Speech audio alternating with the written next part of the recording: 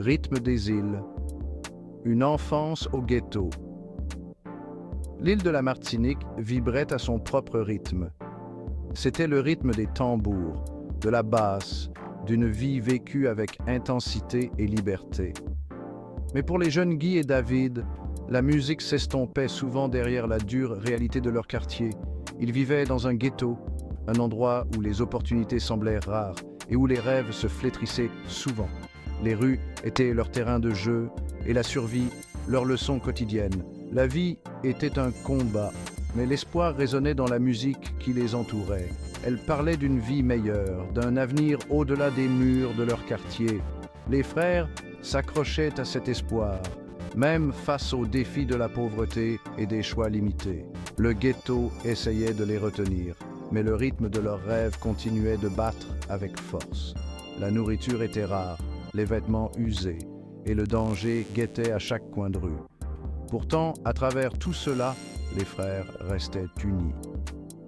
C'était un lien forgé dans l'adversité, renforcé par leurs expériences communes. Ils étaient frères, confidents et alliés dans un monde qui leur semblait souvent hostile et impitoyable. Ils savaient qu'ils devaient se battre pour un avenir meilleur, pour eux-mêmes et l'un pour l'autre. Le ghetto était peut-être leur point de départ, mais ils étaient déterminés à ce qu'il ne soit pas leur destination finale. Le rythme de leurs rêves les guiderait, les portant vers un horizon plus radieux. Le battement de la rue, le raga, musique et rêve. Le raga était le battement de cœur de l'île. C'était une force puissante, une expression vibrante de la culture et de l'identité. Pour Guy et David, c'était plus qu'une simple musique. C'était une évasion, une source d'inspiration et un rêve. Ils passaient des heures à écouter les rythmes entraînants et les paroles passionnées, leur cœur empli d'un désir de quelque chose de plus grand. Guy était attiré par l'énergie brute et la confiance du raga. Il y voyait un moyen de s'exprimer, de se libérer des contraintes de son environnement. Il rêvait de se tenir sur une scène, un micro à la main, sa voix résonnant devant un public captivé. Il voulait partager son histoire, ses luttes et ses triomphes à travers le médium électrisant du raga. David, quant à lui, était captivé par les commentaires sociaux souvent présents dans les paroles du raga. Il voyait la musique comme une plateforme pour le changement, un moyen de lutter contre les injustices et les inégalités qui sévissaient dans leur communauté. Il rêvait d'utiliser sa propre voix pour promouvoir l'unité, la compréhension et l'égalité.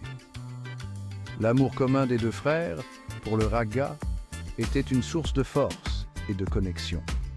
C'était un rappel que même dans les moments les plus sombres, il y avait de la beauté et de l'espoir à trouver. Ils s'accrochaient à cette croyance, laissant la musique alimenter leurs rêves et les guider vers un avenir meilleur. Leur voyage ne serait pas facile, ils le savaient, mais avec le rythme du raga vibrant dans leurs veines, ils étaient prêts à affronter tous les défis qui se présenteraient à eux. Ils étaient déterminés à s'élever au-dessus de leurs conditions et à faire entendre leur voix, non seulement sur leur petite île, mais sur la scène mondiale. Y deux frères, deux voix.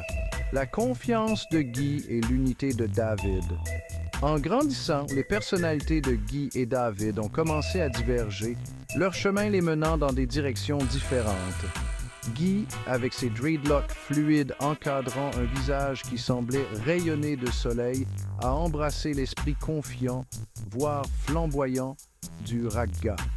Il portait des vêtements blancs, symbole de pureté et d'espoir, un contraste saisissant avec la crasse et l'obscurité de leur environnement. Il croyait au pouvoir de la confiance en soi, encourageant son frère à embrasser ses talents et à ne jamais avoir peur de se démarquer. David, en revanche, se rasait la tête, symbole de son rejet du matérialisme et de son dévouement à un but plus élevé. Il préférait les vêtements bleu ciel, reflétant la vaste étendue du ciel et symbolisant son espoir d'un monde sans frontières ni divisions. Il était attiré par les messages de paix et d'unité souvent présents dans le raga, convaincus que la clé pour surmonter les défis auxquels ils étaient confrontés résidait dans l'acceptation de leur humanité commune. Malgré leurs différences, les frères sont restés proches, leur lien indéfectible. Ils reconnaissaient et respectaient l'individualité de l'autre, comprenant que leur perspective unique renforçait leur relation. La confiance inébranlable de Guy inspirait David, tandis que l'engagement de David envers la justice sociale ancrait les rêves de Guy dans un sens du devoir qui allait au-delà de l'ambition personnelle. Ils étaient les deux faces d'une même médaille, chacun représentant une facette différente de l'esprit humain. Guy était le feu, brûlant avec passion et ambition, tandis que David était l'eau, calme et réfléchi, cherchant à éteindre les flammes de l'injustice. Ensemble, ils formaient une force puissante, un témoignage de la puissance durable de la fraternité et de l'importance d'embrasser à la fois l'individualité et l'unité face à l'adversité. Le sacrifice d'une mère. Denise s'envole pour la France. Leur mère, Denise, était une source constante de force et d'inspiration pour Guy et David. À l'âge tendre de 14 ans, elle avait pris la décision déchirante de quitter l'île et de partir pour la France. C'était un sacrifice né de l'amour, une tentative désespérée de créer un avenir meilleur pour ses enfants. Elle trouva du travail comme femme de ménage, travaillant sans relâche dans les maisons d'inconnus, le cœur serré par le manque de ses fils. Chaque centime gagné était soigneusement économisé et envoyé sur l'île, une bouée de sauvetage pour sa famille qui luttait pour survivre dans le ghetto.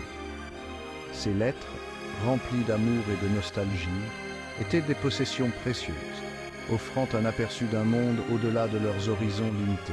Elles leur rappelaient qu'ils n'étaient pas oubliés, que leur mère les portait dans son cœur à chaque pas qu'elle faisait sur le sol étranger.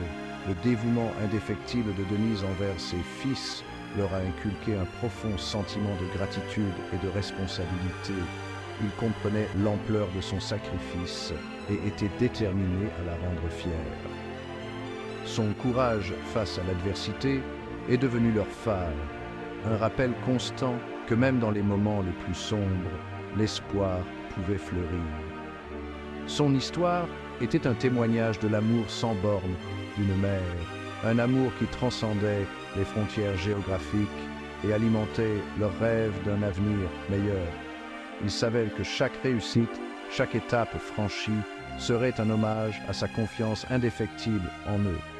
Ils étaient déterminés à honorer son sacrifice en tirant le meilleur parti de chaque opportunité qui se présentait à eux, sachant que leur succès était, à bien des égards, le sien également.